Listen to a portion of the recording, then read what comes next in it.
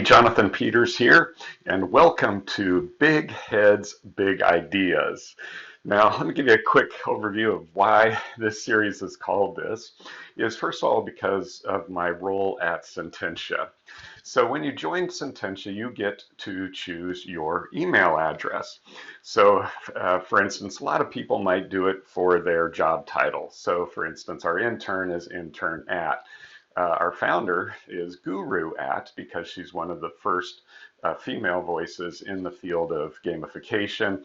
We even had this great employee for a bit that his was scapegoat at. So when I came on board, my role is looking at the science, the scholarship of gamification and the application of gamification and game-based learning to learning. And so that's one of my roles here at Sententia. So my email is bighead@sententiagames.com. So the idea here, the concept is to share with you different ideas, different research that I come across in my studies of gamification and the gamification of learning. So for instance, for this video, we're going to look at leaderboards and some reasons why we shouldn't be using leaderboards.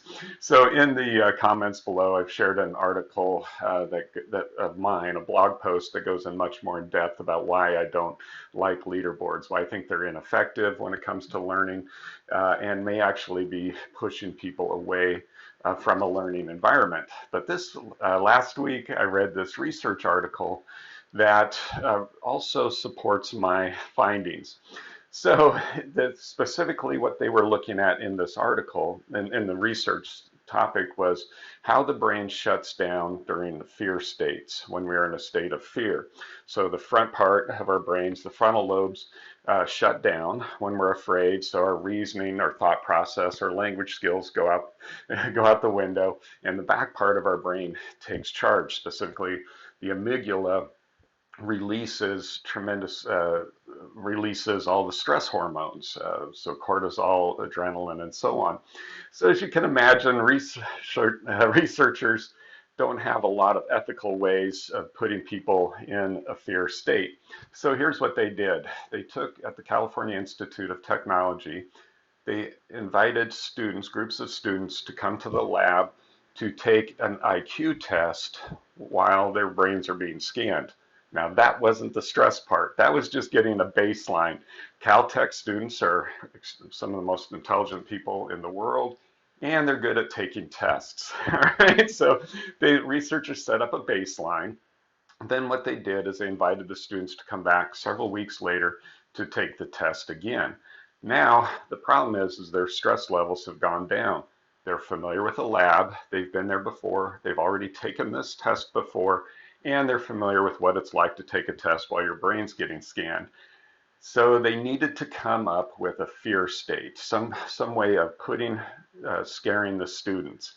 So here's what the researchers came up with.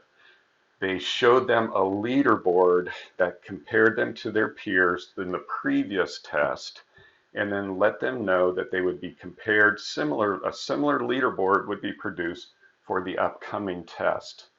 And here's what happened. Test scores plummeted.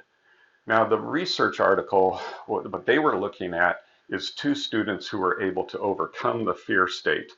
But what strikes me as important here is these researchers used a leaderboard to cause stress and put their people into a fear state. So my question is, why would we, if we have a learning program, why would we choose a similar game mechanic when what we're wanting them to do is to actually learn something? If we're wanting to create a safe space for our learners, why would we choose a game mechanic that researchers use to cause stress?